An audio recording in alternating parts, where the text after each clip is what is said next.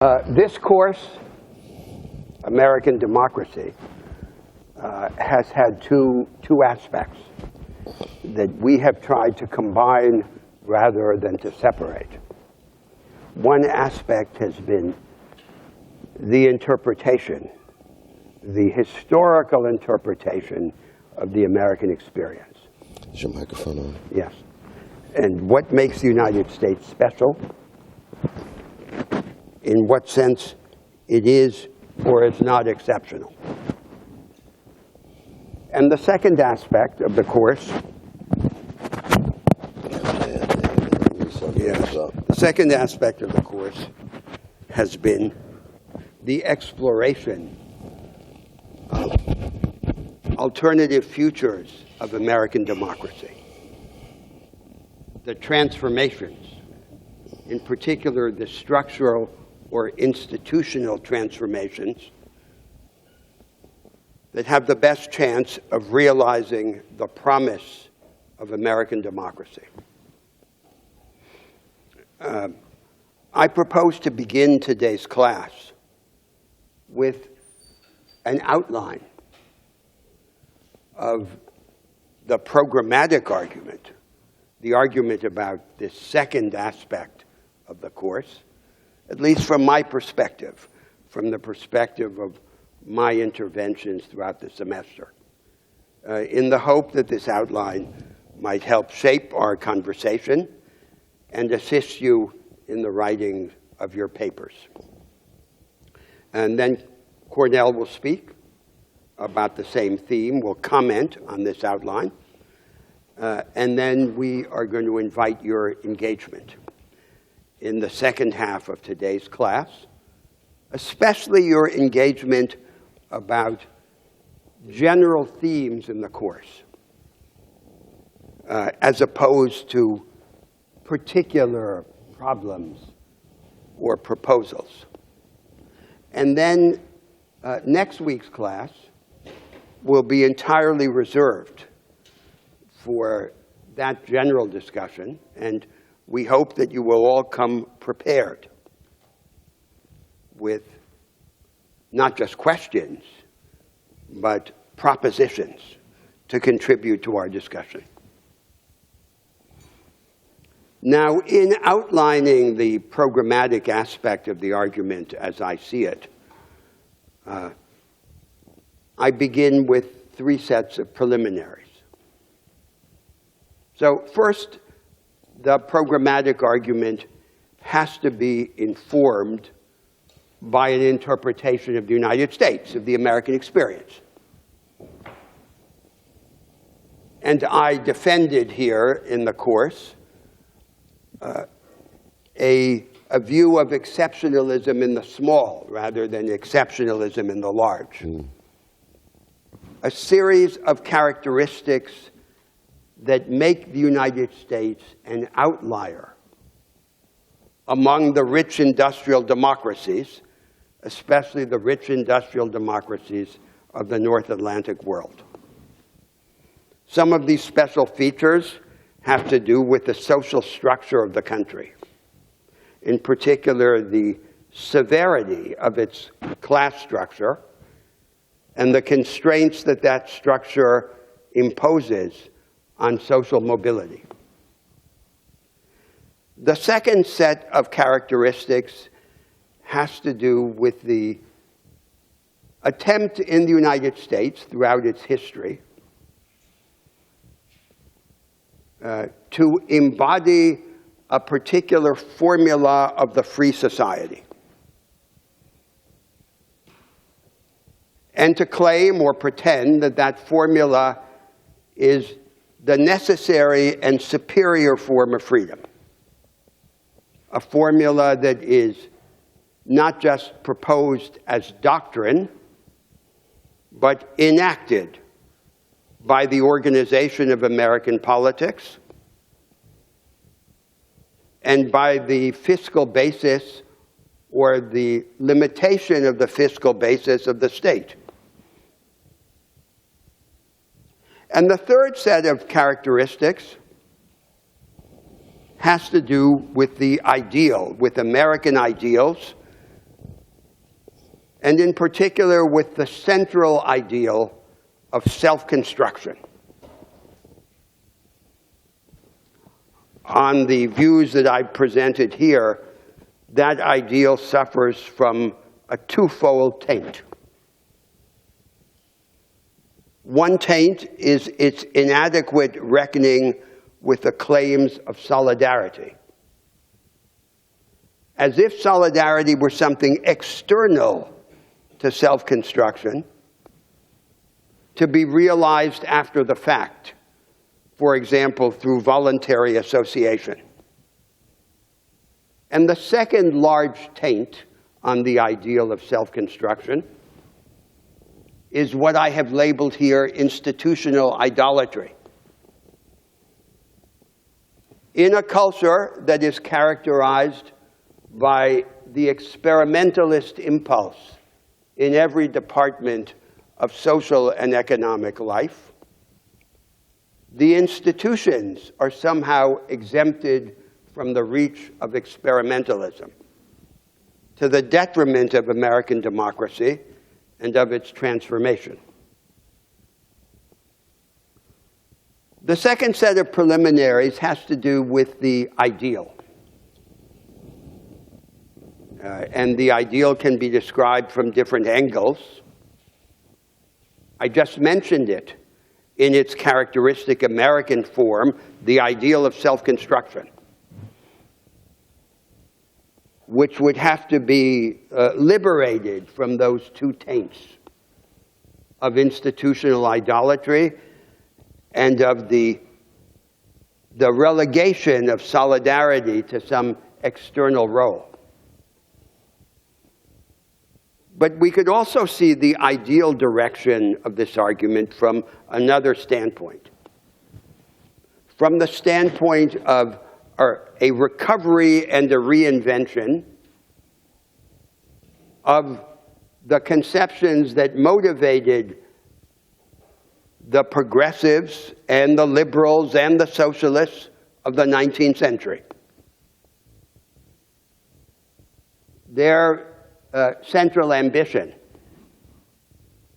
was not just equality, but greatness, a shared greatness, a shared bigness, to see human life lifted up to a higher plane, in which the ordinary man and woman would enjoy an existence with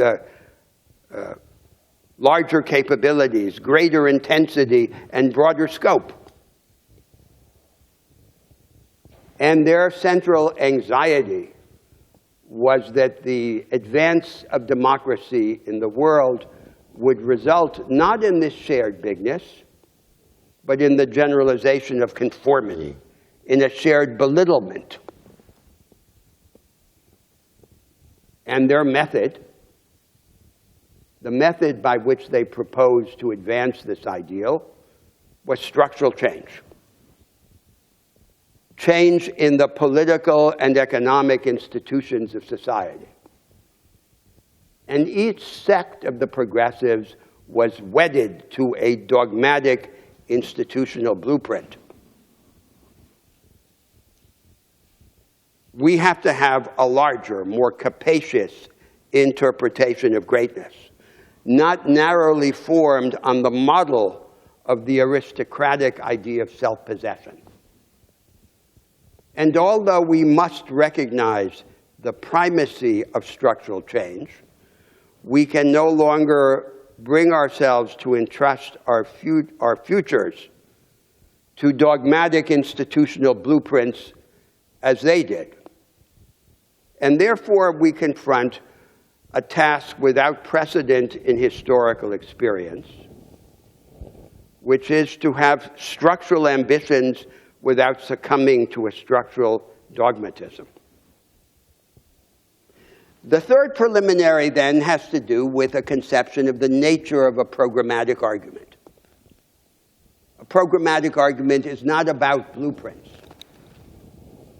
It's about a direction. And the two most important attributes of a programmatic argument are that it marks a direction and that it identify in a particular historical circumstance the initial steps by which to begin to move in that direction. So any direction worth thinking about can be explored at points relatively close to what exists or relatively far to what exists. For the purpose of these programmatic arguments, I have generally preferred, as I will prefer in my outline now, a kind of middle distance, neither very close to what now exists, nor very far away.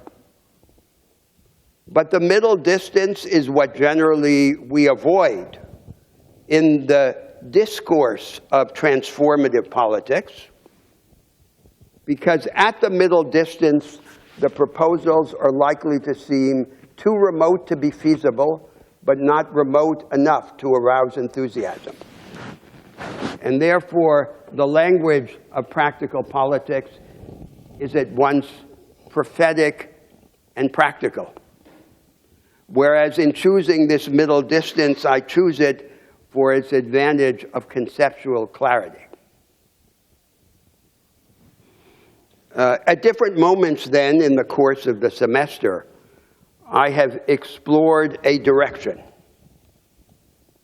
and a direction organized around three main axes. And I want now in this outline to add a fourth axis. The first axis is the democratization of the market economy. Now, let me begin by saying something general. The premise of the economic proposals is that a market economy has no single natural and necessary form. We don't have to choose simply between having more market and less market, but we can seek a different kind of market, a market that serves the purposes of democracy. Now, this economic alternative to achieve its function, to move us in this direction, cannot focus solely on antidotes to economic insecurity, as many progressive proposals did in the past. It has to focus as well on economic empowerment, on the enhancement of agency, as indeed every aspect of these proposals does. And moreover, it can't be just a view of the correction of economic inequality on the demand side of the economy, through compensatory and retrospective redistribution by tax and transfer, by progressive taxation and redistributive social entitlements. It has to be as well a view of the economy on the supply side. And its ambition must be to generalize, on the one side, stakes and assets, and on the other side, opportunities and capabilities. Now, in that spirit, the particular proposals that we have discussed form in three main clusters. One cluster has to do with the relation between the advanced and backward sectors of the economy. There now emerges, in all the major economies of the world, a new productive practice that we call the knowledge economy, characterized by radical and permanent innovation, and by the approximation of productive activity to imaginative or scientific discovery. The problem is that this knowledge economy exists only in insular form. In its present insular form, it excludes the vast majority of firms and of workers. And the task then is to establish the knowledge economy in an inclusive form. Its insularity has decisive consequences for both economic stagnation and economic inequality. How can it be made inclusive? The attempt to reshape the knowledge economy so that it become inclusive requires a whole trajectory of cumulative institutional innovations.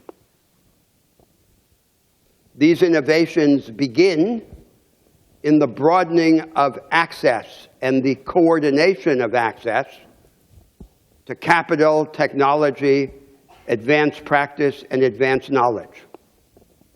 Then, in a second stage, they require the development of an alternative institutional architecture of the market economy, requiring decentralized partnership or strategic coordination between governments and firms to the end of disseminating the knowledge economy, and cooperative competition among these firms, especially small and medium-sized firms.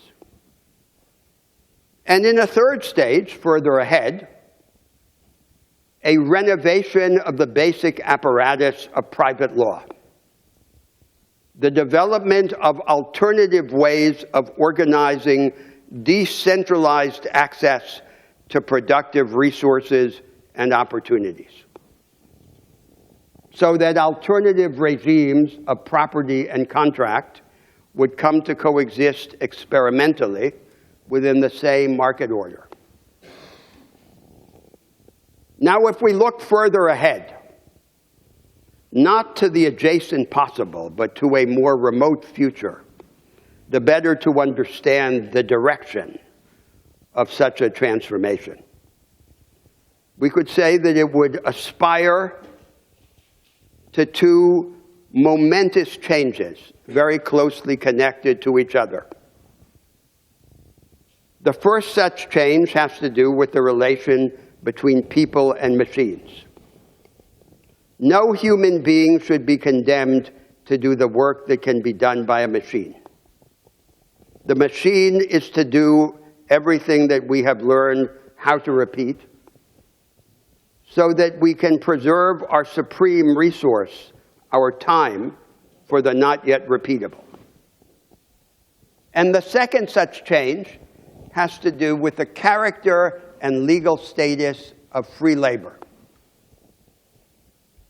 As the liberals and leftists of the 19th century desired and expected, economically dependent wage labor should gradually give way to the higher forms of free labor, which are self-employment and partnership or cooperation.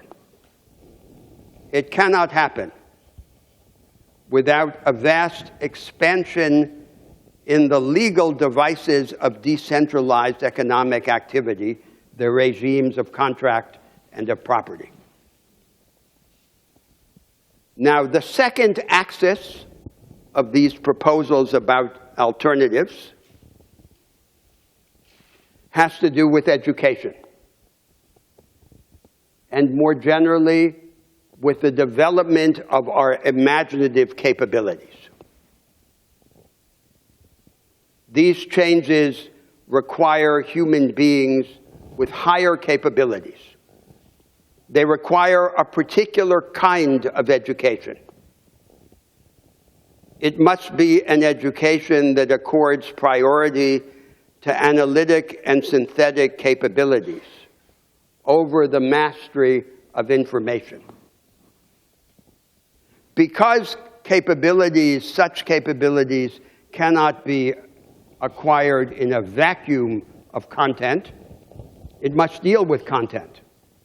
But with respect to content, the emphasis must be on selective depth, on themes, on projects, rather than on superficial encyclopedic coverage. In its social setting, this education must be cooperative, rather than combine, as education now generally does, individualism with authoritarianism. And in its approach to the received body of knowledge, it must be dialectical. That is to say, it must approach every subject, every discipline, every method from contrasting points of view. Every subject must be taught at least twice. In the real circumstances of countries that are large, unequal, and federal in structure, like the United States, such an educational transformation requires the reconciliation of the local management of the schools with national standards of investment and quality.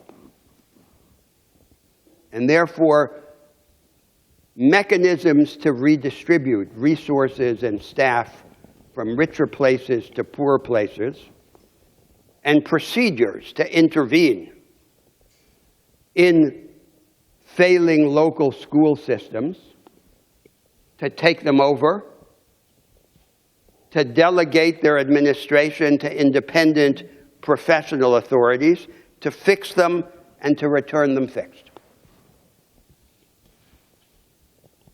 Now comes a third axis of these transformations, and this is the one that I did not explicitly present in my earlier interventions. And that has to do with the development of our disposition and our ability to cooperate, the accumulation of what is sometimes called social capital. A disorganized society is unable to formulate alternative futures and to act on them. Organization is power.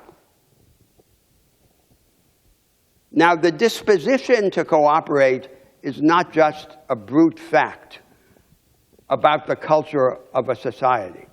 It is a power that we can deliberately pursue and enhance, not by a single device, but by a multiplicity of initiatives.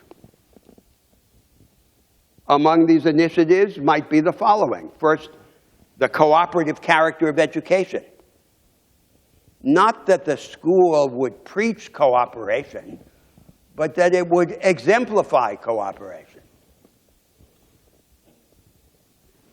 Second, by the engagement of independent civil society outside the state in the competitive and experimental provision of public services. It's not the privatization of public services in favor of profit-driven firms. It's the use of cooperative activity to explore the alternative ways of providing the services and of enhancing their quality. So the state provides a universal minimum, the floor. The state operates at the ceiling in the development of the most complex and costliest services. But in the broad middle zone between the floor and the ceiling, the state equips, prepares, coordinates, monitors independent civil society so that it can partner with the state in the provision and development of the services. A third example is the generalization of a principle of social service. Money is an inadequate social cement. Money transfers organized by the state in the form of social entitlements. The only adequate basis of social cohesion is direct responsibility of people to take care, to help take care of other people outside the boundaries of their own family. And so every able-bodied adult on this view should have two positions in society, one in the production system and the other in what you could call the caring economy. And thus, voluntary or mandatory social service, direct engagement with others. The fourth axis of these alternatives has to do with the organization of politics, of democratic politics. And among all domains of institutional change, this one has a natural primacy because the state, through the law, sets the terms on which every other domain can be changed. Now, what do we desire? We desire a high-energy democracy that awakens the people so that the sovereign is not normally asleep except in a moment of crisis, that diminishes the dependence of change on crisis, and that overthrows the rule of the living by the dead, so that society can master its own structure through democracy. Democracy is not just the rule of the majority qualified by the rights of the minorities. Democracy is the perpetual collective invention of the new. It is by democracy that we cease to be hostage to our historical fate and affirm our power to reshape the framework.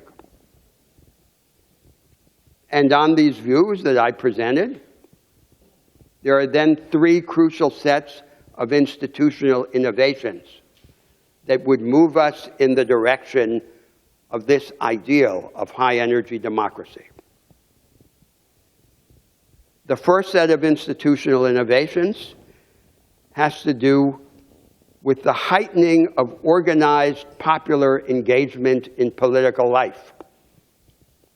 The electoral regimes, the financing, the public financing of political activity, and the gratuitous access to the means of mass communication.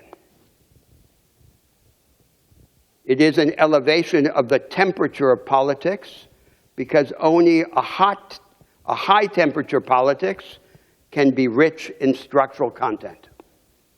We should not have to choose between a politics that is cold and institutional and a politics that is hot and anti-institutional as some kind of populist Caesarism.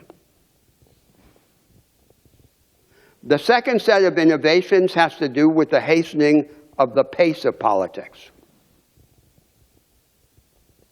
We must distinguish between the liberal principle of the fragmentation of power and the conservative principle of the slowing down of politics.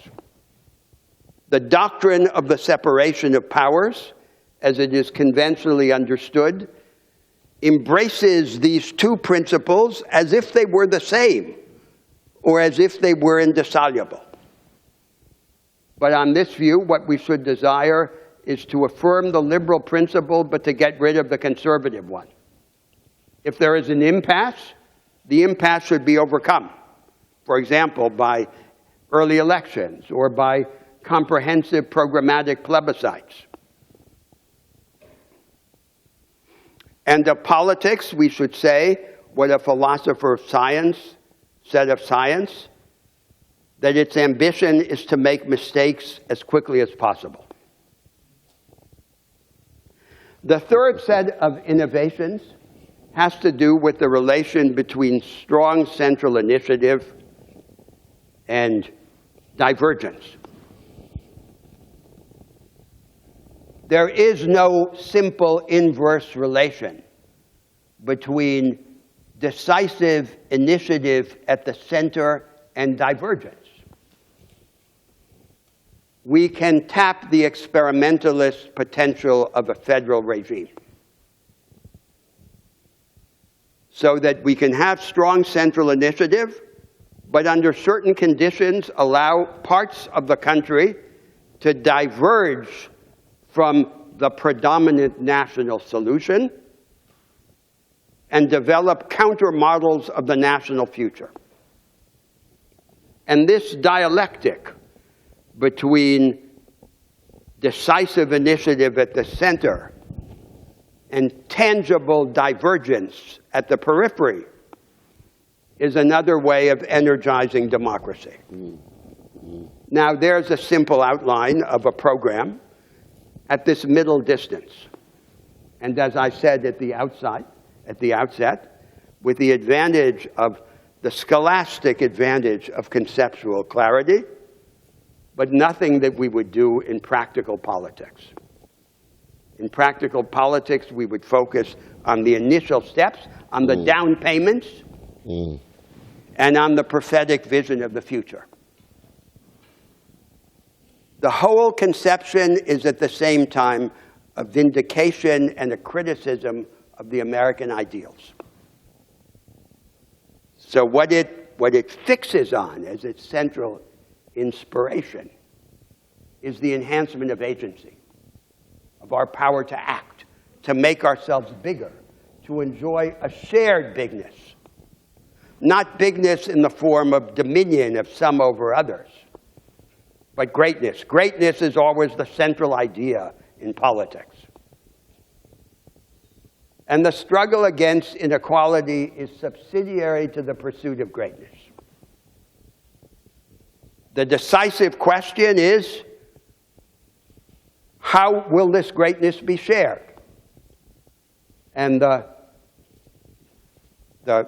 question that divides our different understandings of greatness, the central question, the revealing question is, where are the others?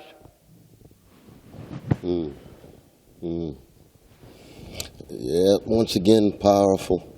It's always fascinating to hear Brother Roberto talk about his Weltanschauung vision as simple, given all the complexities and multidimensionalities and layers and registers and aspects and facets to what he's just laid out in just 35 minutes. It's always an unadulterated joy for me to be in conversation with Professor Unger. It was 43 years ago where I sat where you sit right now and listened to him lecture on Marx and Weber and Durkheim, and Lukács, and other towering figures.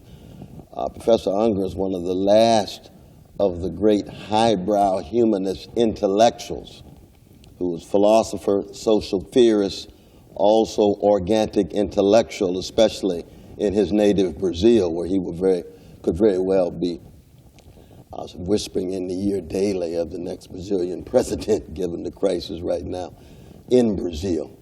But that's one of the gifts that a place like Harvard can provide. I mean, Harvard's got a lot of problems, blind spots, shortcomings, and so forth.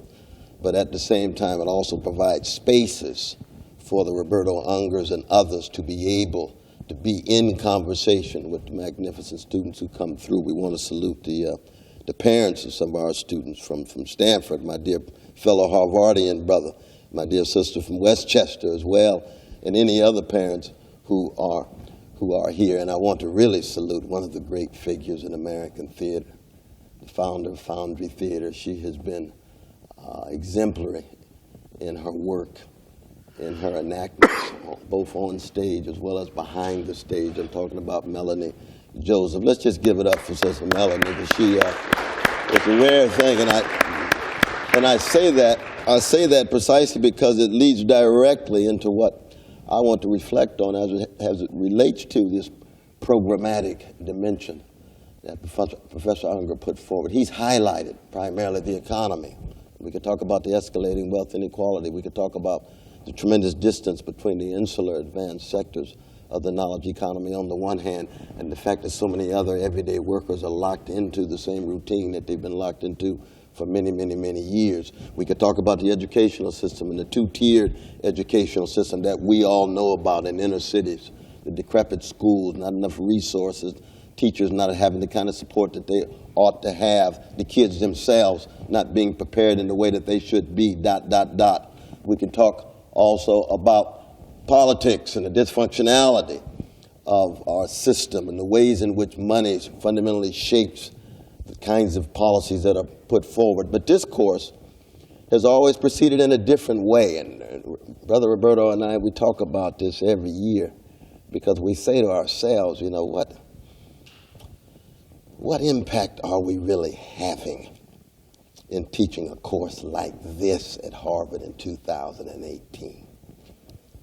Are we just planting seeds that we may never see sprout?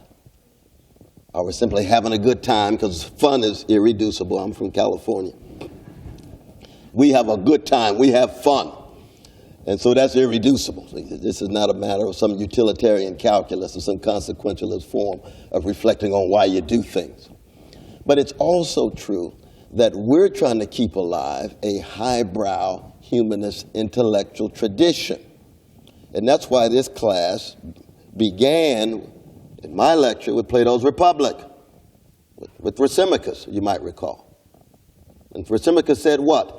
You will never be able to sustain a democracy because the demos is shot through with unruly passion and ubiquitous ignorance. They'll never cultivate the capacity to govern in any wise way. You Democrats, small d, are living in a different world. Get off the crack pipe. Why do you think democracies are so short-lived? Why do you think democracies don't last? Why do you think democracies are so fragile? Because on the one hand, you've got the greed often at the top that's unregulated, but on the other hand, you've got a demos that is so fickle and gullible and willing to be seduced by a whole host of strong men or strong women, but usually strong men given the vicious history of patriarchy when it comes to leadership of our fellow human beings. So we don't want to just take for granted American democracy. We know what it means. We know democracy is a positive thing. Let's counterplay those arguments. Let's try to convince ourselves and others that it is worthwhile to take a Pascalian wager on the capacity of our fellow citizens to govern themselves in such a way that it doesn't reproduce the worst of the forms of domination that democracy itself was initially up against. Forms of hierarchy in which elites at the top are unanswerable and unaccountable. It could be economic elites, it could be political elites, kings and queens on the one hand, it could be corporate elites who have very little accountability of either their workers without organized workers or citizens without organized citizens. One way of talking about this is when you deal with American democracy at the level that we tried to do, you take very seriously the highbrow humanist tradition, you've got to come to terms with nihilistic threats. What makes democracies worth fighting for? If you don't answer that question, you can be assured you're going to lose your democracy. You're going to lose it. I know I was very critical of your former student, President Barack Obama, when he spoke in Boston and said, America's a magical place. And I said, this brother's going to have a Christopher Columbus experience. He's going to discover America. Ain't nothing magical about America. It's free and democratic to the degree to which every generation is willing to fight to keep it free and democratic.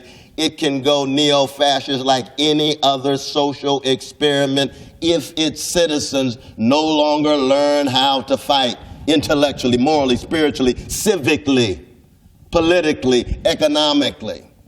Sinclair Lewis in his classic of 1934, It Can't Happen Here, was about America going fascist. Almost 100 years ago, or at least 80-some years ago. That's still very real. That's always been a challenge, not because America doesn't have distinctive features and characteristics and some wonderful things about it, but because it is like any other social experiment inhabited by human beings. with all of our insecurities and fears and anxieties, with all of our challenges of knowing that our bodies will be extinguished one day very soon, than the culinary delight of terrestrial worms, the fear of death. That's true for Bill Gates.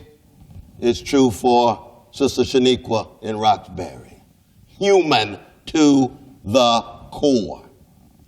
And that's one of the reasons why in this class, anytime we talked about the interpretation, which is an interpretation of the past, a prognosis, a diagnosis of the present, and a prognosis for the future, I've always accented what I call soulcraft and put a tremendous stress on the arts, on issues of spiritual integrity and decency and generosity and courage and fortitude, not to be taken for granted. Because in a moment of spiritual blackout, which is a relative eclipse of integrity, honesty, decency, generosity, courage, and fortitude, you can be assured that that kind of decay and decline at the level of soulcraft will be manifest in all of the efforts of fundamental transformation in economics, in education, in politics, and so forth. And it's unfortunately, we live in a time in which our access to wisdom has been obscured and impeded with our obsession with smartness. And part of the cult of smartness, which goes hand in hand with smartphones, smart computers, smart machines, smart technological instrumentalities, and they are very smart. I got a cell phone, I understand. They're very smart. But it has nothing to do with the kind of civic wisdom required to keep democracies alive. All the cell phones in the world, the most sophisticated forms, will be operative under a neo-fascist regime if the citizens experience spiritual blackout and no longer have access in any serious way to integrity, honesty, decency, generosity, and a caring for others. If greed, avarice, cupidity, venality, conquest toward others, domination of others, the racism, the sexism, the homophobias, the transphobias, the anti-Jewish, anti-Arab, anti-Muslim, anti-Palestinian, anti-Dalit, all of those ideologies that contribute to the loss of our human connectedness. And that's why I put such a stress on the best of the arts. It's because the arts are not marginal. They are constitutive of what it means to be human beings that are required to sustain democratic regimes, let alone transformation, fundamental transformation of democratic regimes. So what have you seen in this class? Well, on the one hand, you've seen synoptic orientation, broad views, themes and motifs that flies in the face of the disciplinary division of knowledge in the contemporary academy. Brother Roberto was making the point earlier today. He said, how do you understand in a synoptic way American civilization, American democracy, the American empire at Harvard these days? You go to the government department, you get the political twist. You go to economics, get the economic twist. You got American studies, interdisciplinary. What is interdisciplinary? Is that more than a smorgasbord of all these different classes and different disciplines brought together and say you got a program? That's not an understanding of American civilization, American democracy, American empire. That's still so highly specialized and compartmentalized. It reinforces the balkanization, the polarization. It reinforces the inability to engage in some synoptic understanding. By synoptic, we also mean synthetic, the relation of parts, the interrelation, the interdependency. And William James, Harvard's most adorable of all professors. I haven't met all the professors, so I can't say that on empirical grounds. But Henry James used to say relations are as real. William James. William James. I'm glad you got me. And William James says The brother who that white building is named after, that's what I'm talking about. The William James. The relations are as real as the things that are related. When you lose sight of the relations, you're falling into analytical modes of engaging the world with unbelievable blind spots. That goes hand in hand with the specialization. I know, our dear brother, you had the meeting last night at the Kennedy School, and I was so sorry I couldn't be there because of a situation. But the Kennedy School is a good example because it got some smart people there.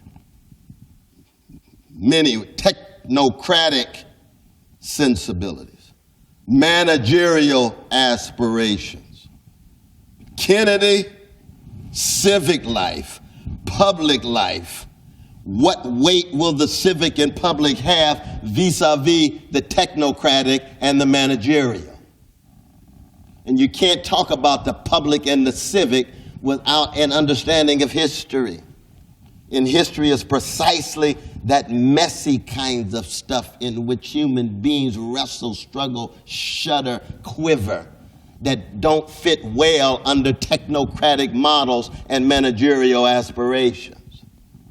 It's part of the critique of the Kennedy School. I say that in all love, of course, because I spent a lot of time at the Kennedy School, but I keep my distance too. Because I want to be in Harvard, but not of it. But that's part of my Christian sensibility of being in the world, but not of it. But that's another lecture. But how do you keep track of the best and remain critical of what is inadequate, you see? What we try to do in this class, and we hope this is reflected in your papers, as well as the questions and conversations that we've had past, present, and next week, you see, is to try to lift it to this synthetic level so you begin to see the relation of the parts. There's a wonderful rhetorical trope called synecdoche.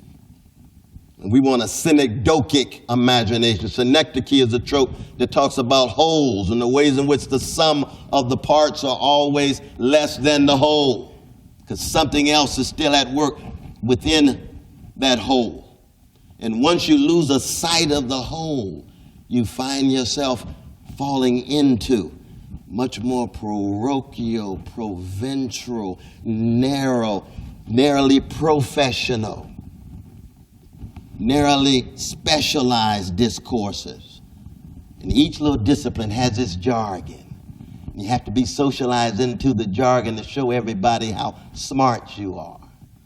And you have to be very well versed in using the word obviously, obviously, obviously, obviously. See, that's a trope of the cult of smartness.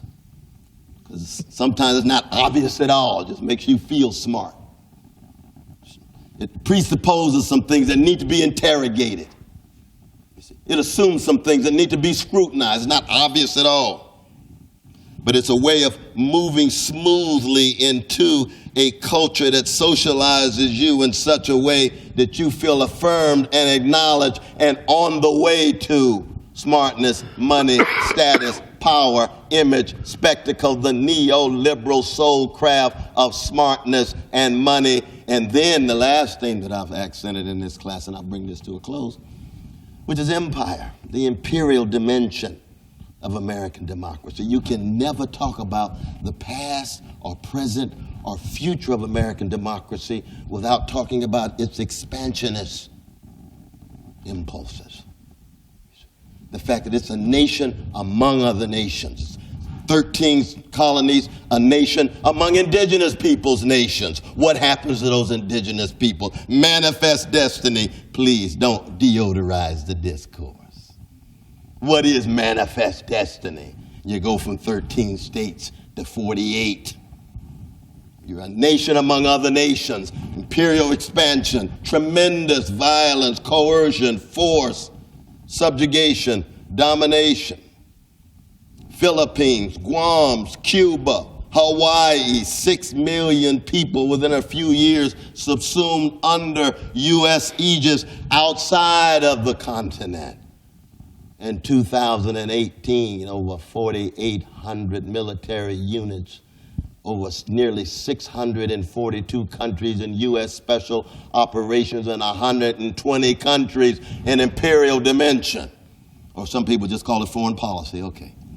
the foreign policy dimension of American democracy, a nation among nations, and the ways in which that dimension is inseparable from our discussion of domestic issues. I've talked over and over again in this class about the 53 cents that has to go to the military-industrial complex before we even have a discussion about the budget for education and other programs.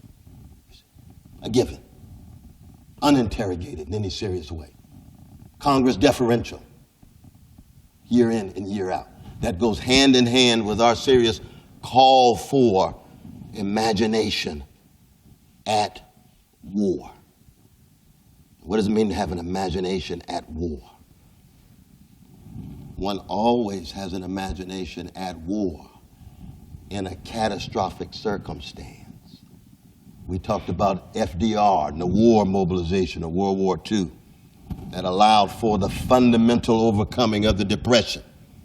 Massive mobilization. That was imagination at war tied to the mobilization of resources to try to defeat a gangster named Hitler. You had to think outside of the box.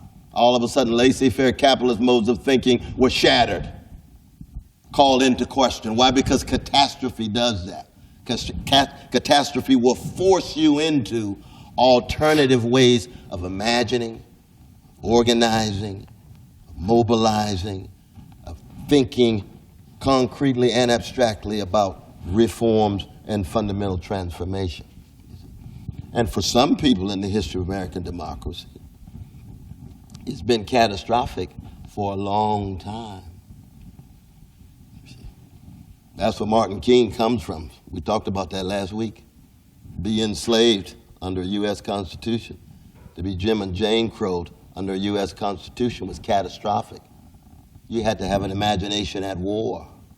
But that imagination had a deep moral and spiritual dimension to it. Martin King was about the moral and spiritual dimension of imagination at war, trying to deal with catastrophic circumstances so that a fragile American experiment in democracy could be preserved and expanded against the backdrop of its imperial dimension. In that case, it was Vietnam. And so we've continually tried to accent these particular larger themes and motifs, and we've had some wonderful overlap and so forth, and we've had some disagreements and tensions every once in a while as well, because again, you know, Brother Roberto, he's an older brother, he's an older generation than I am, even though he's more handsome. And he comes from Brazil, so we've always let folk know who come in from outside the USA, we welcome your critique. The finest text ever written on America was written by de Tocqueville, From the Outside, as a Frenchman. But even when they come here, you got to say, oh, but there's some other things happening here that you might miss out on, having arrived over 45 years ago from Brazil. That's part and parcel of our conversation. And the good thing is that we hope that in our fallible and feeble effort these last few weeks, that we've tried to unsettle some of you. I mean, the last thing we want this course to be is just another academic moment of liminality. You all know what liminality is, a kind of Mardi Gras moment, you know. You come in exposed to something that's very different than the rest of the place, fascinating for 2 hours every week, then fall right back into the same rut and routine once it's over. Just like after Mardi Gras, New Orleans is the same old city it was before. But in those few moments, everything's turned upside down. But no, we don't want an academic moment of liminality. We want a challenge, an unsettling, an unnerving, an unhousing of each and every one of us so that it becomes constitutive of who we are before the worms get our body, before we no longer have a chance to engage in the forms of work and wisdom and witness as human beings. And we hope as Democrats, small d, even though we might have some fascists in the class we open, we believe in libertarian principles. Every voice is to be lifted, but you better have a strong argument for fascism. to get an A in this class. I'm just kidding. You better have a strong, you better be like Plato. No, but no, we believe in dialogue. Now, this is not a class of indoctrination. This is not a class of imposing. We were very clear about what our arguments are. We want you to find your own distinctive voices, just like a blues woman or a jazz man. Not to be dictated by us, but to think for yourself relative to what you've read in de Tocqueville and Unger's text and my text and Michael Lind's text and others. But let's open it up for questions.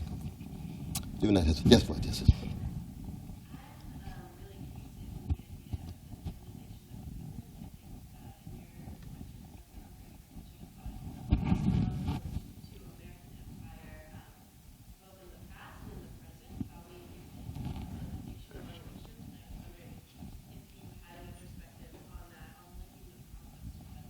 On linking which?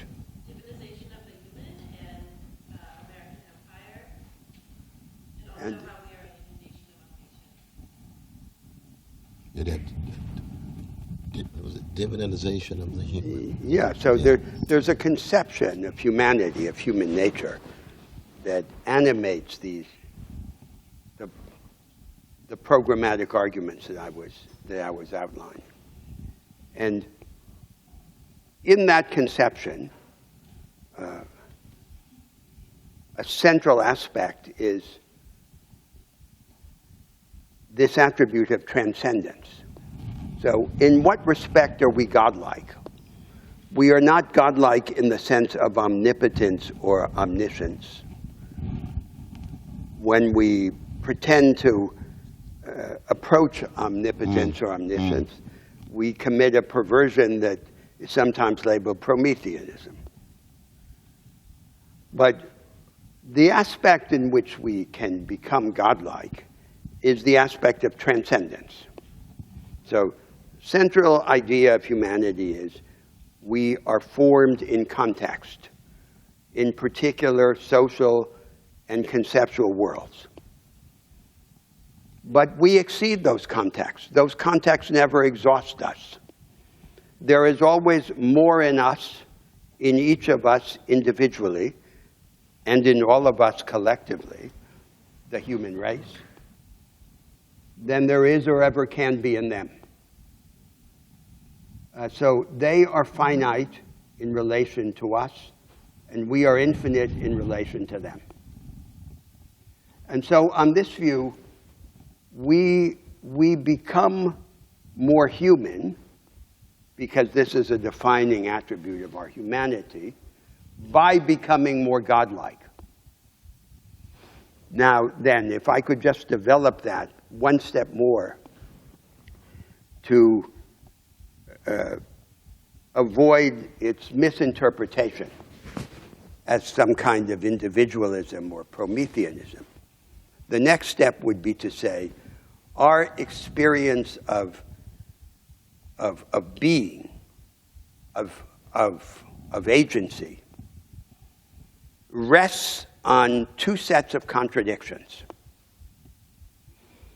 First, there are the contradictions involved in our relation to the others, the self and others. We develop always through connection, but every connection is a threat of subjugation or depersonalization. So Sartre says, hell are the others. So how do we become free? How do we become bigger? How do we come into the possession of ourselves? Through connections that cease to exact or exact less of a price of subjugation or depersonalization. Now, we have an experience of that in the intimate sphere of love, which is the form of connection that adds to us rather than subtracting. But what about what happens outside the intimate sphere? What is the diluted form of love, the solution to this contradiction in the organization of society? It's what you could call the higher forms of cooperation. So what are some of the characteristics of these higher forms of cooperation? That we can connect with others in a way that's not prescribed by the class or caste into which we were born. That the form of cooperation is not pinned down to a single dogmatic and exclusive version of itself, that we can experiment with it. That we can be secure and unafraid and equipped in a haven of vital, protected safeguards and endowments, but that the rest of social life can be thrown open to experiment, to contest, to struggle. So it's as if our security were the reverse side of a storm that we want to organize in society. That in our relation to the machines, we use them so that we don't have to do what they do. And that in the form of free work, work becomes really free.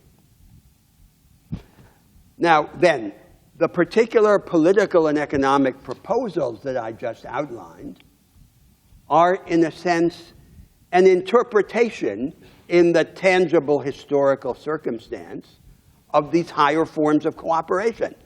How is it that with the instruments that we have, in the situation in which we find ourselves, with the points of departure from which we must begin, because the repertory of institutional arrangements of ideas is very restricted, how do we give more reality to this idea?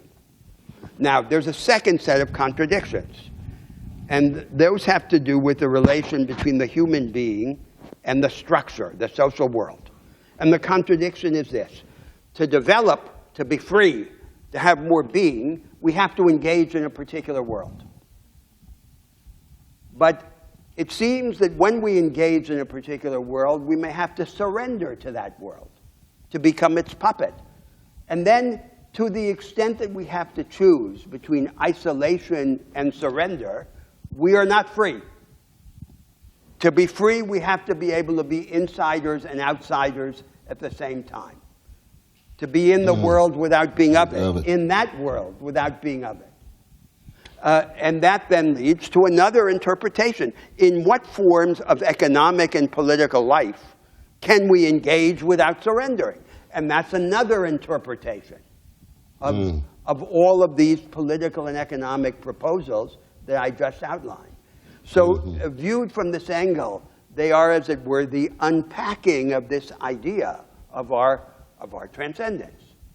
And the central conception, then, is a conception of freedom, of deep freedom, of this attribute of transcendence in which we become more godlike. So now we have in the world this diminished conception of what it means to be a progressive. What it means to be a progressive is to humanize a world that we despair of remaking or reimagining. So who are the progressives in general today? The institutionally conservative social democrats, for example. They are the people who put a human face on the project of their adversaries. So it's a kind of softness, a provision of the sugar. But this is an inferior form of progressivism, because the historical objective of the progressives was never simply to humanize society. It was to divinize humanity. And the struggle against inequality is subsidiary to this larger goal. So that's the way in which the programmatic argument intersects with the larger philosophical or religious conception of who we are. I mean, you want to come right back? You want to respond? Sure.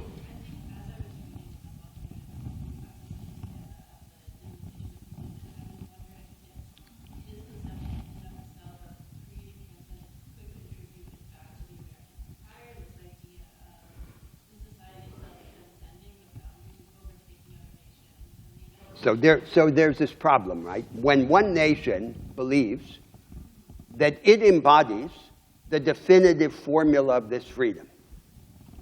So this is a perversion, which I called institutional idolatry. The country discovered at its inception the definitive formula of a free society. The rest of humanity must either continue to languish in poverty and despotism, or it must convert to this formula. So one consequence is then the imperial attitude, in which the practical economic and power interests are mixed up with a spiritual pretension. But the other aspect is then the suppression of the stake of the American people in the reinvention of their own democracy. They are the first victims of this institutional idolatry. It's not just that the outsiders, the rest of the world, the object of this liberal imperialism, they are the victims, because the advancement of their material and moral interests requires experimentation with their institutions. And the repudiation of this idea that the established institutions of the country represent the natural form of a free society. That's the connection. I mean, one way of looking at this at a certain philosophical level in regard to Brother Roberto is that he's calling for the reconciling of greatness with love. And he understands greatness as refusing to conform to prevailing paradigms and frameworks, refusing to curtail alternative ways of seeing and being and doing and changing. So it's when Socrates replies to Thrasymachus and says, Thrasymachus says, might makes right, power dictates reality. Socrates says no, and I'm going to stop and teach the younger generation in the Republic. Thrasymachus is wrong, but he's got a strong case when he looks at history. But history, in the end, is not to be fully surrendered to power makes right. There's something greater than power. Well, greatness. Well, what is that greatness? Well, it has to do with certain kinds of virtues, integrity and so forth and so on. But it's also love. This is where the legacy of Jerusalem comes in. It's also love. It's a hesed, the loving kindness to orphan and widow. You get out of the Hebrew scripture. It's also a love that has to do with understanding that ordinary people have the same status and significance as the well-to-do. That's a revolutionary idea in terms of the moral and spiritual history of the species. Subversive, that a widow and an orphan have exactly the same significance as a king and a suzerain. You see? And it has a leveling and democratic implication in terms of their voices being heard. Now, in addition to that, and this is where Roberto and I kind of disagree on things, because he's got a Jesuit education like Shakespeare, which is a wonderful thing, but it has its own limitations. That for Brother Roberto, he's got Dante and Milton and Tolstoy and Proust in his higher constellation. And he's got Aristotle and Hegel in his higher constellation in terms of philosophical conceptions of human nature. So when he talks about the demonization, where I would say just being less devilish, I settle for that. I got a Protestant sensibility. I know Milton. I got a Protestant. He's talking about divinization. I'm thinking like, oh my God, that Jesuit education's got him going wings all the way up. No. No, I'm with Samuel Beckett in the mess. Try again, fell better. Try again, fell better. I'm with the funk. That's how ugly most of human history has been. So if we can be less full of envy, less full of resentment, less full of contempt, less full of hatred, less full of domination, less full of oppression, that's a breakthrough. Because the best democracies that have been created have also been democracies that were deeply patriarchal early on, deeply white supremacist, like the United States, and deeply imperial, and yet still precious in their democratic practices against the backdrop of women confined to households, unable to go to Harvard until 1969. Forever shameful we should be. Black folk not going for the most part until the 60s and so forth and so on. Jews not being fairly treated until the 50s and so on. So that sense of divinization, I said, ooh, that's epic, like Tolstoy. I'm with Chekhov. Suspicious of aspiring epically too quickly, even though I appreciate the effort, because it's a grand effort, and yet trying to recognize that, oh, this mess is much more deeper and entrenched than where it can be. When Chekhov says, if I could just make a breakthrough out of the rut, that's what I'm after. You see, that's a breakthrough, existentially, spiritually. That's what democracies try to do. How do you break out of the king, queen-centered rut with rights and liberties vis-a-vis kings who no longer exist? But do you create new kings with executive prerogatives of presidents who become imperial presidents who can push a button or go to war with very little congressional or people's approval? How is that different in terms of a lack of accountability? That's an interesting overlapping. So I just want to pursue. Is that a fair characterization of you, though? Well, I won't answer. Oh, okay. I want to know. Okay, so, all right. But I want to pursue one step further the theme of institutional idolatry, which is related to this attribute of transcendence, the rebellion against idolatry, because the danger is that this could seem just like a philosophical, spiritual conception floating over the practical details. So let's pursue an example so you can see clearly how this debate descends to the earth, to the ground. Now, in that outline that I gave at the beginning of the class of the programmatic alternative, in my economic remarks, I provide a very syncopated view. So I focused on the relation between the advanced and backward sectors of the economy, the insular knowledge economy as against the inclusive knowledge economy.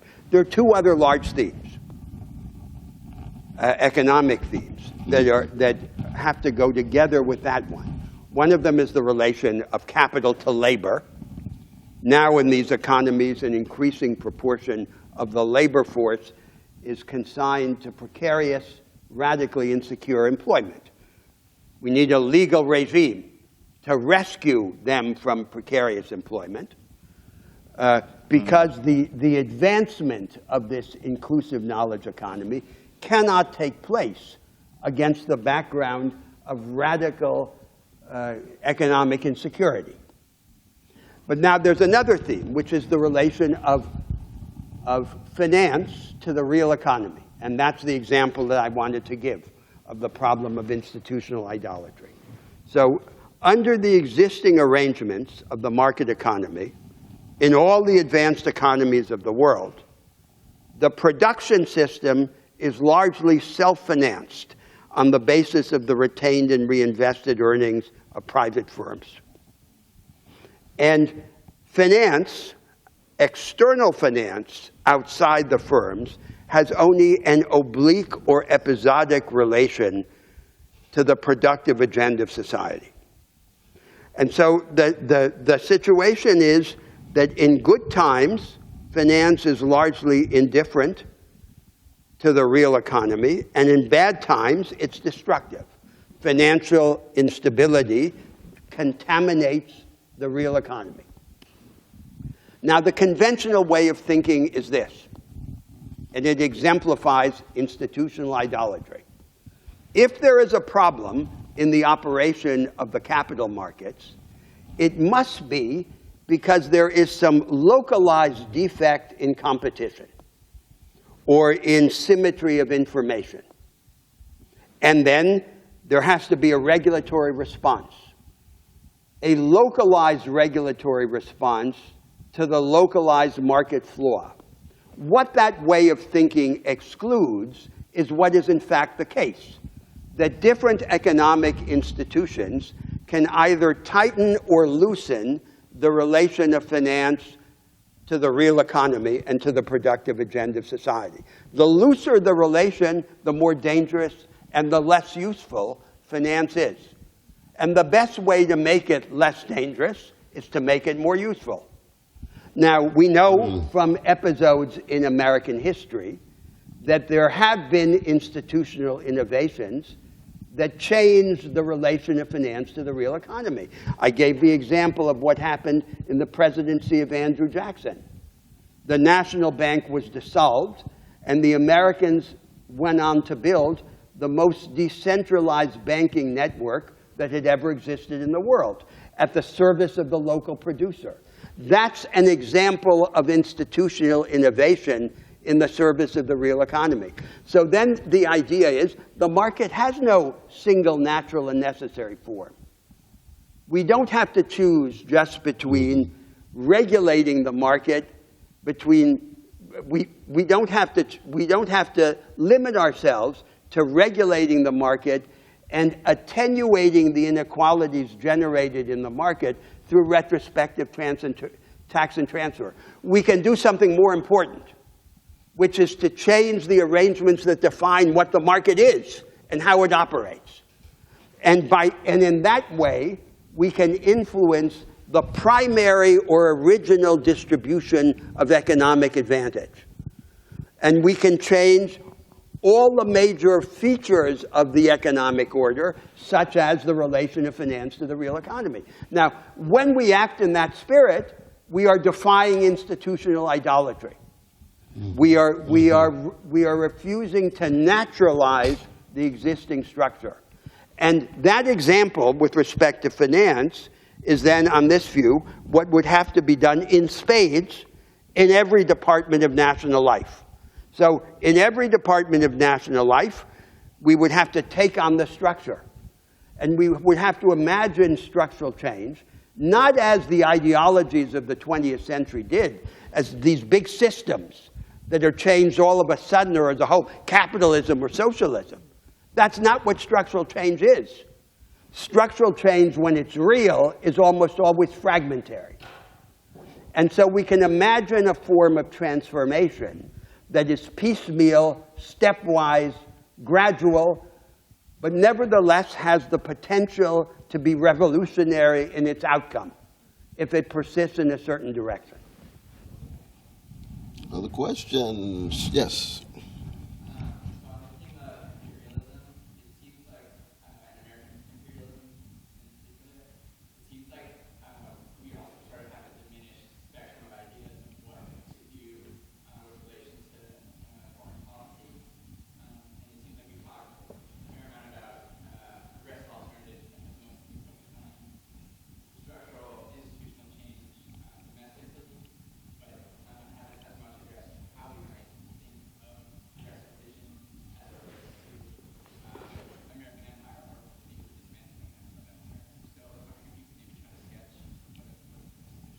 That's a wonderful and powerful question, and we have not had a chance to wrestle with it.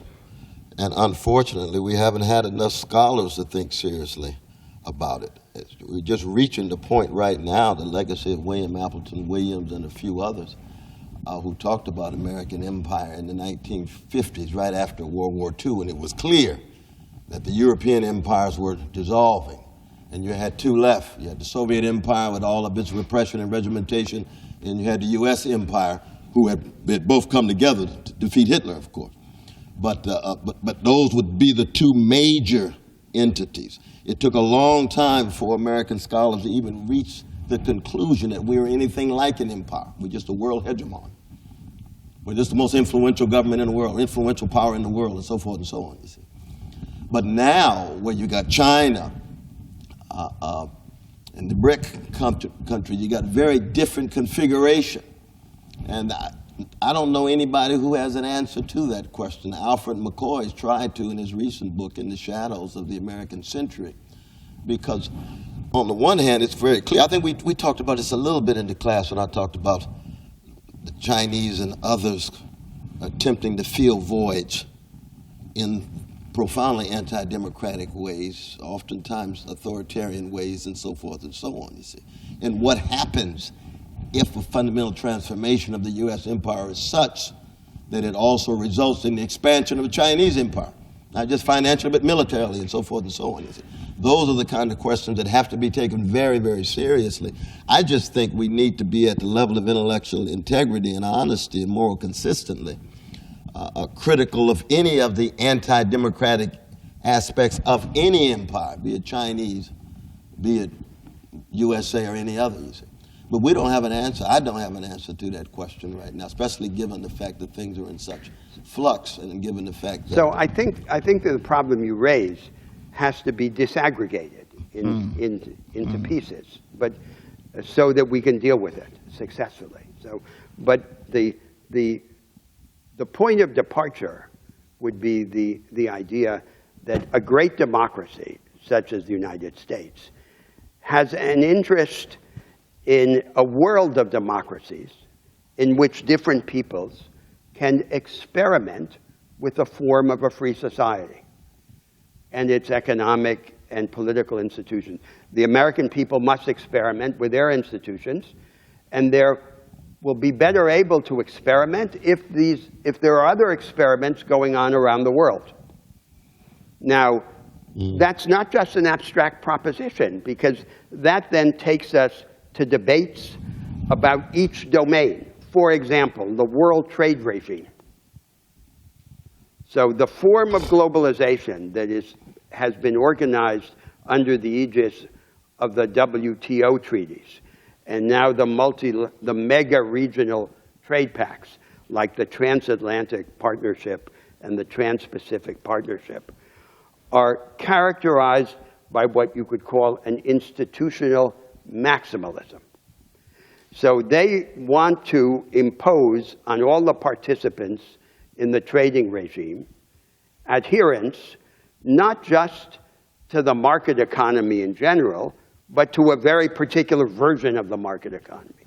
In other words, suppressing experimentation with the institutions that define the market economy. For example, they want to incorporate into the rules of world trade all the forms of coordination between governments and firms that the countries that are now rich use to become rich.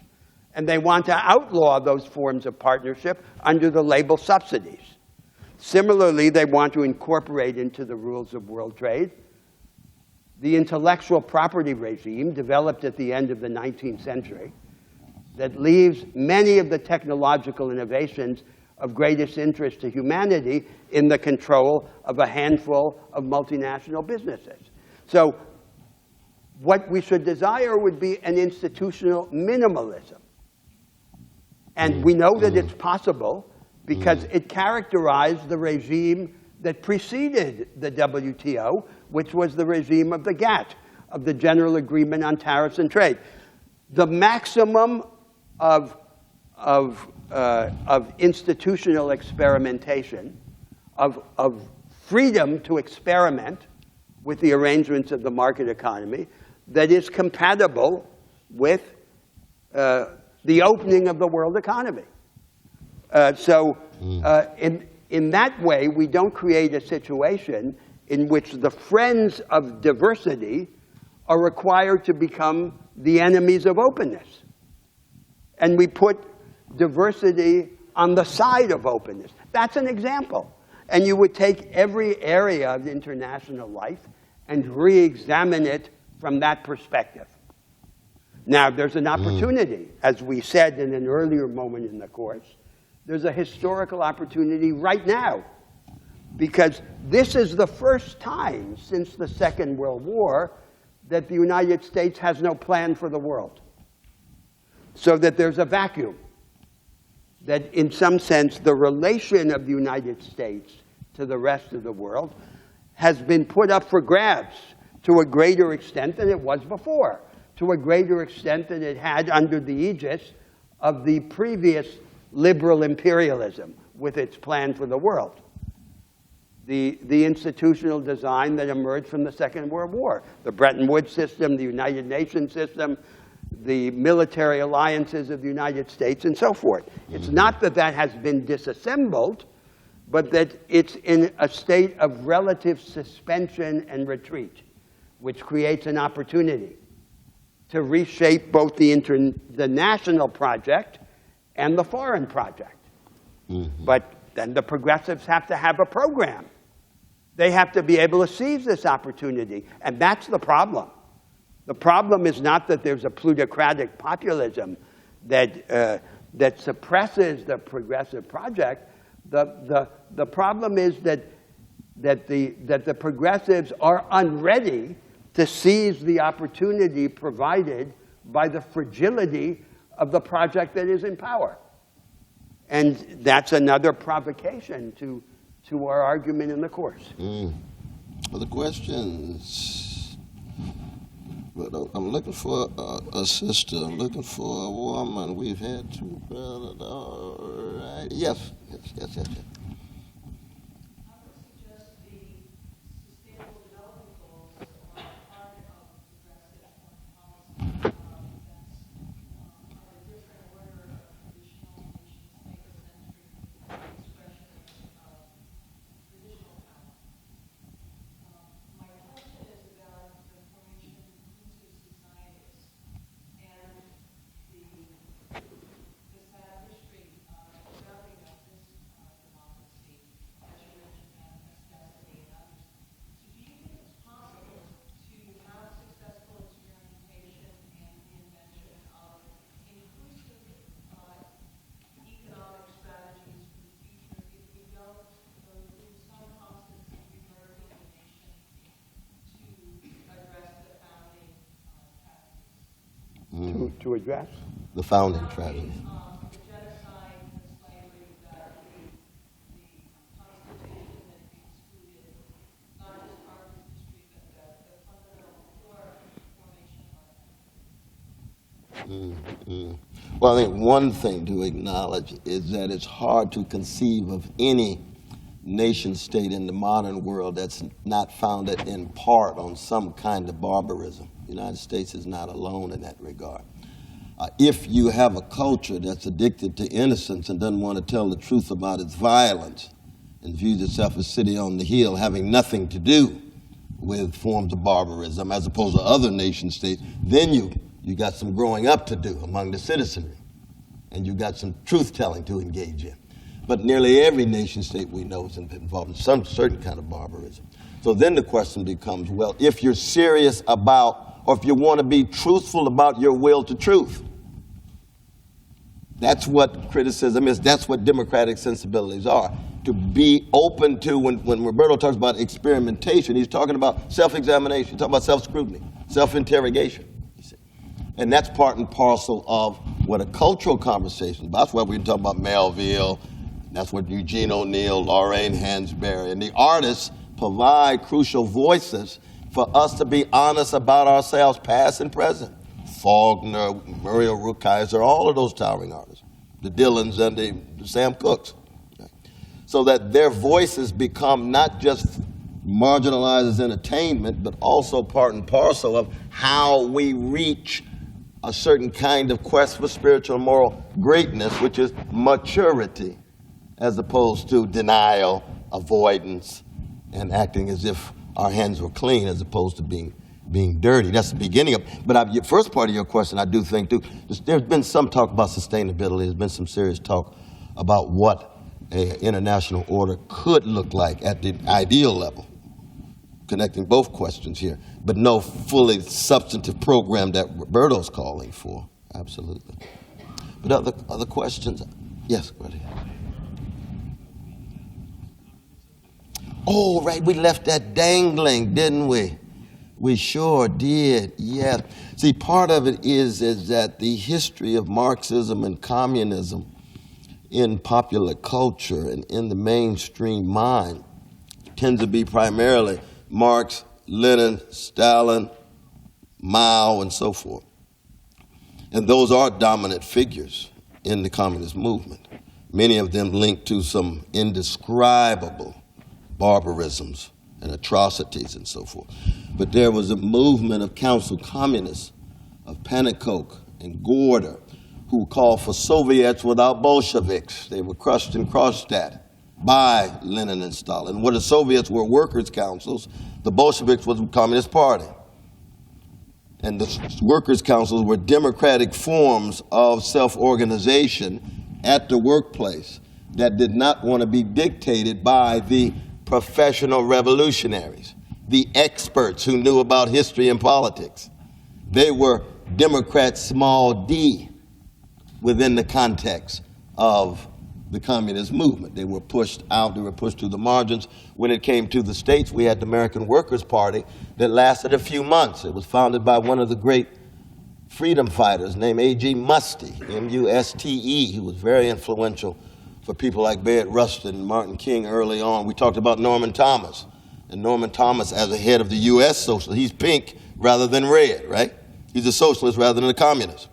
But he also was connected to the Muste's American Workers' Party, lasted only a little while before. I know we got our Trotskyite brother here. Yeah, there he is. We love you, brother. But your former Trotskyites, oh, they did a thing on the American Workers' Party. And you know the history. They came in and manipulated and so forth and so on. And so they were discouraged. And many of them were actually religious too. So they ended up being self-organizing folk. And some of them tilting toward anarchism, like our dear brother Noam Chomsky.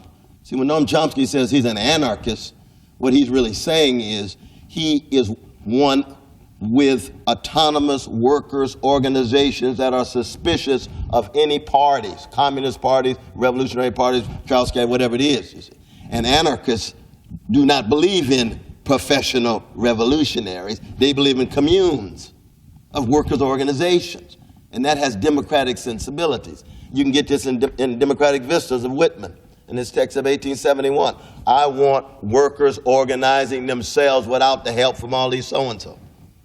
Now, he's not a communist, but Whitman has that democratic sensibility at the workplace as well as in the ballot box, as well as in culture. We haven't talked about the way in which corporate elites in the culture industry make it difficult for ordinary people's voices to be heard, and the fundamental role that corporate media plays. So that's the beginning of a conversation about Gorder and Pentecost. And unfortunately, that history has been, for the most part, lost. That's why I like to talk about it all the time. I want as many people to gain access to it. Yes, question? Yeah, I have a question. So, I mean, you talk a lot about, like, rising, sensibility. So, what's your opinion of, like, this increasingly popular trend of, like, shutting down speakers, like Richard Spencer, except, like, stripping them of opportunities to speak on campus? Because at one level, I mean, that's free speech question, but at the other level, I can also this as, you know, the activist realm of discourse. Oh, yeah, that's a separate thing. I don't know if we can get into it too much given the subject matter that we're focusing on today. But I would draw a distinction between speaking on the corner as opposed to speaking at a Harvard University. That nobody wants anybody to gain access to Harvard. We're looking for people who have some serious arguments, some subtle formulations, and some evidence that they can adduce in order for us to draw conclusions. If it's just somebody who's coming in with just hate speech, then the groups who are inviting them needs to be called into question. But ought there to be right-wing speakers at Harvard? Hell yes. You got right-wing faculty. They deserve to be here too. And this, by the way, as we have commented between us, this is a deficiency of our situation here in the course. That we have not had right-wing voices in our conversation. And it would be much more interesting if there were. We thought about bringing some right-wing intellectuals. Yes, as visitors to the class. Visitors to the class, yeah. Well, no, you have to have dialogue with your intellectual foes. I mean, you're only as strong as your critics anyway. But that's different than bringing in like Brother Milosh. He doesn't deserve it at Harvard. He's not a serious thinker. You only got so many weeks in a semester. You want the Harvard students to have access to quality of mind and critical intelligence. You can find some highly intelligent, right-wing brothers and sisters who have a right to be wrong at Harvard. And the same is true on the left. But not just any leftist off the corner. You want folk who've done some work, who's thought about it, who's reflected upon it, who's going to push the students. Same is true at the center and the liberal. You got different qualities of intellectual articulation. And so when we talk about hate speech, it's not going to be a matter of just grabbing anybody off the corner and say they have a right to speak at Harvard or Berkeley or University of Texas and so forth and so on, because you only have so many slots. But you do want a robust conversation across ideology, across politics, across skin pigmentation and gender and sexual orientation and so forth and so on. But that's a very different issue. You jump right. The concept of marriage, prophetic visions of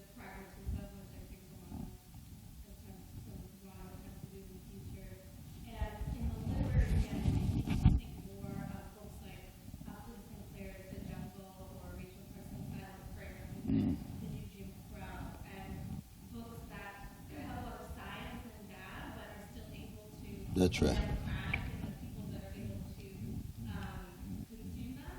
And it also makes me think of the Spotlight team that's coming from the Boston Globe, highlighting what we've done for years about segregation in Boston. And as somebody who's been a policymaker for 8 years, you know, it's articles like one that point out the data that there's more income inequality in blue states than red states that give me pause as a Democrat and make me say, can we reapproach this? Can we sort of figure out what's going on and work again from the middle or from a different place? So it's been interesting to hear you talk about a lot of the literary canon that's very visionary, but I'm wondering your thoughts on these books that I think have changed the course of political history in narrative those two components. I think you're absolutely right. I think you are absolutely. Those the texts that you mentioned, we could mention others. The texts you mentioned have been not just highly influential, but continually informing subsequent generations in what it means to be prophetic, analytic, intellectual, moral, spiritual, all simultaneously. Very much. And this is true for journalists. And you mentioned the Boston Globe series you're talking about, right? The journalists have played a very important role in that regard. Very, very much so. I don't know what more I can say, but I'm so glad that you mentioned that other register, because I've been talking about the Melvilles and company, because I think they just deserve so much more attention.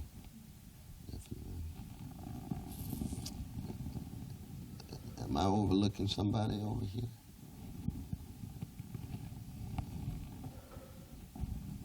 We've got a moment of silence.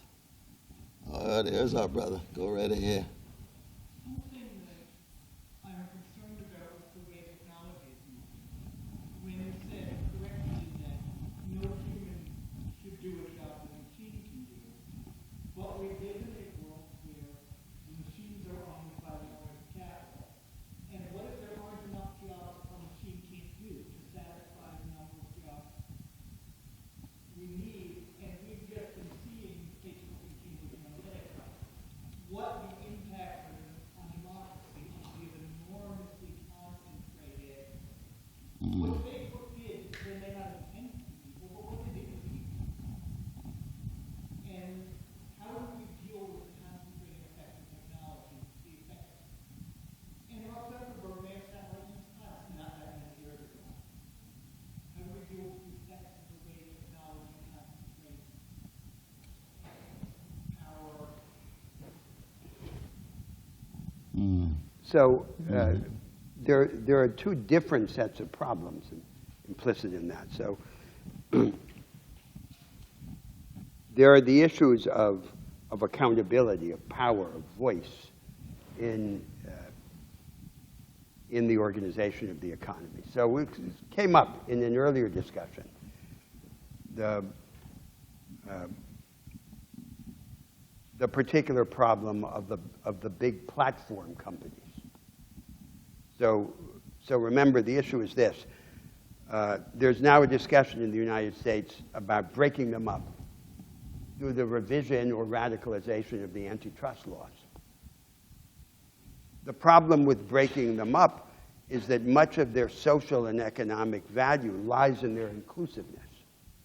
So that just breaking them up might destroy a large part of their value. But that then might be a transformative opportunity, which is the alternative to breaking them up would be to create a governance structure in which social interests are represented as against the interests of their owners, their shareholders. That there would be some framework, not just a regulatory framework, but a framework of actual stakeholders who have a voice, who have authority to control them, as a condition for not breaking them up.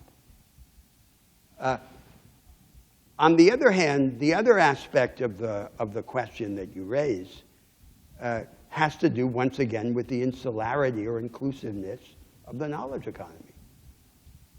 The more inclusive and the more radicalized the knowledge economy, the more it is the case that the destruction of formulaic jobs, jobs that might be performed by machines, will be accompanied by the creation of new kinds of jobs. But in the insular form of the knowledge economy, there's much more likely to be a radical segmentation of society between an entrepreneurial and technological elite that controls these technologies and benefits from them, and everyone else, who at best can buy some of their products and services, but not participate in their life. So that's another discussion. A sort of follow-up to that, one of the things that I do, I've taught for years when I teach this landscape class. I'm also a long-distance backpacker. The magic of being out in those places is partly, and there's real community. There's many of the things we've been talking about are in wild places. But part of it is that we're not, part of it is the beauty of the place. Emerson's old friend Thoreau is one of the greats here. And part of it is the ability to really connect with people without the distractions of an economy, of a society. But one part of that is that we don't have the pressure of the huge amount of advertising that is striking at every point. When I'm out on the Pacific Crest Trail with my camera, I can focus on the people around me, on the beauty of the landscape. I don't have to focus on somebody's trying to hit you with a message, and it's almost always a message. And I think those big platform companies have a lot to do with the message of conformity that people think. But what's the alternative? What's the alternative? What's the programmatic response? I'm not sure. I'm struggling intensely with that right now, and even though I'm not an official student, don't get a paper about that. Struggling intensely with what those alternatives might be, how we take some of these things that the woods give me and different places may give to different people. But there are different. How do we take some of these little societies and build them into big societies? I don't know the answer to everything. No, we appreciate it. Appreciate it. Yes, my dear. There's one I'm there, sorry. too. Oh, here and then. Yeah. I have a question. At the very beginning of this round, you talking about the foundation reestablishment of American social capital and this idea of sort of having an assignment system. And without getting too into the details, because I know we don't have a lot of time, I wonder how would your envision different than what Murray advocates for in Coming Apart, or the reversal of the old phenomenon and a return to church attendance and eternal life and civic organization. In hearing you speak, that struck me as it sounded very conservative. That's one of the things. No. I think this is the problem with the traditional formulation of the communitarian idea, or the idea of social capital. It has an archaic tone. So it's as if there were this main line of transformation, and then it exacts a cost. One of its costs is the destruction of community. The other cost is our subjection to these messages. And so there's the idea that we'll be balanced by something, which would be archaic community. The Boy Scouts, the Rotary Club, the little cottage on the lake or something, some form of rustication and community life. That's not good enough, because that then is like a kind of icing on the cake. It's a kind of sugar coating. As opposed to the idea that we can associate the accumulation of social capital with the main transformative movement in economic and political life. That can be part of the construction of energy. It's not just a reprieve. So the dominant image in that form of retrograde conservatism is that there's a movement, but it's cruel. So we need some We need some reprieve from it. We need some solace. And so we balance it against something else, the archaic, the community, the local club or something. That's an inferior form, because what commands the agenda in politics is the organization of constructive energy.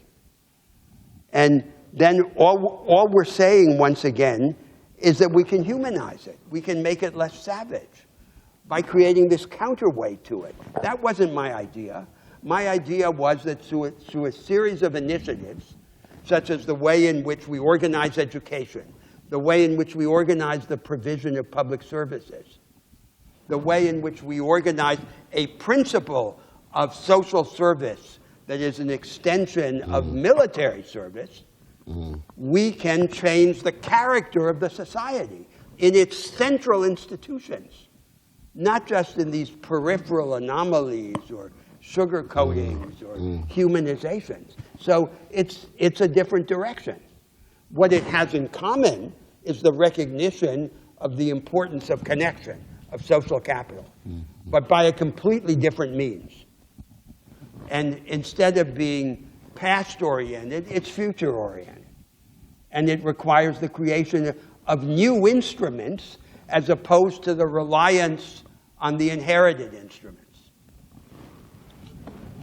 Last question, I appreciate it. Last question. Do you want to say something back? You Well, sure? we can continue in you next can bring it week's back class. next week. Yeah. Is that all right? And we'll make sure we get your voice in next week.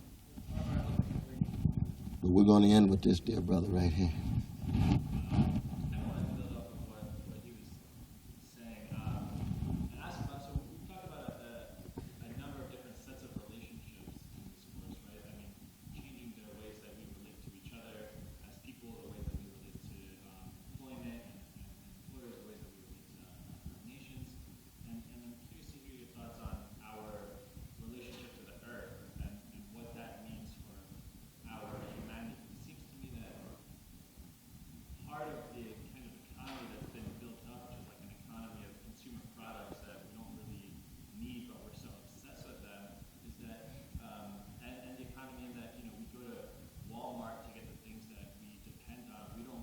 We've kind of completely severed our relationship with them. We don't know where our food comes from, our water comes from, whatever. And it seems to me that in itself is a sort of dehumanizing process, that our relationship is to consumer goods and this kind of manufacturing economy, but it's very distant from the natural systems of the earth. And I'm just wondering if you have any thoughts on our kind of the divinization of humans, and is that connected to our relationship with the earth? The significance of it, and cultivating a relationship with the earth through like agriculture, for example, help this kind of humanizing process that we're going through. Yeah, and again, that's a large question, though. We've got about 56 seconds.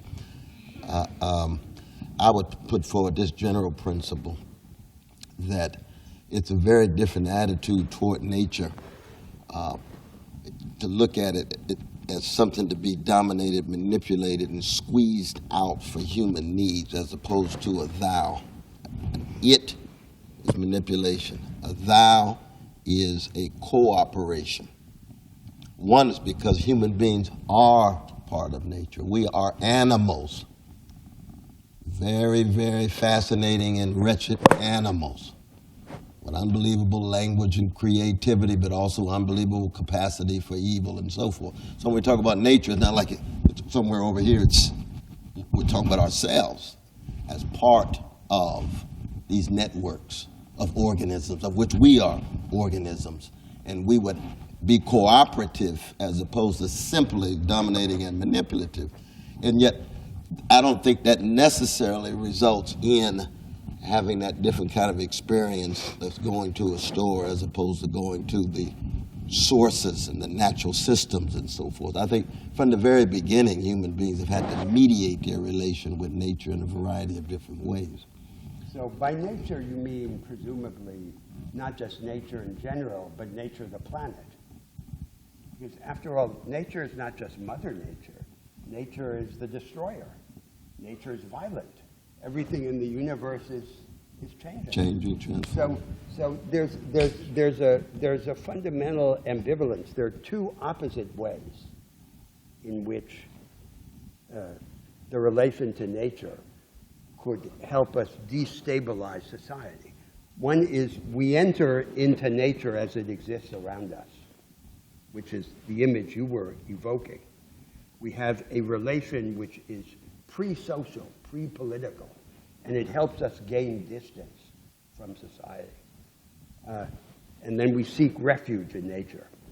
So, but there's the opposite. Just think of the following thought experiment. Imagine that at some time in the future of the human race, we were required to leave the planet Earth. That's not impossible if the human race survives. The planet could undergo violent transformations.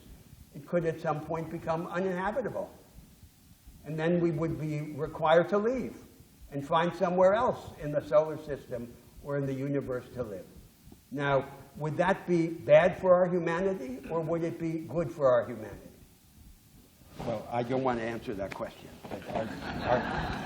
Our time That's is a up. hell of a question to end on, though, isn't it? You all have a good week. Have a good week. God, Jesus. I got my You get that provocation.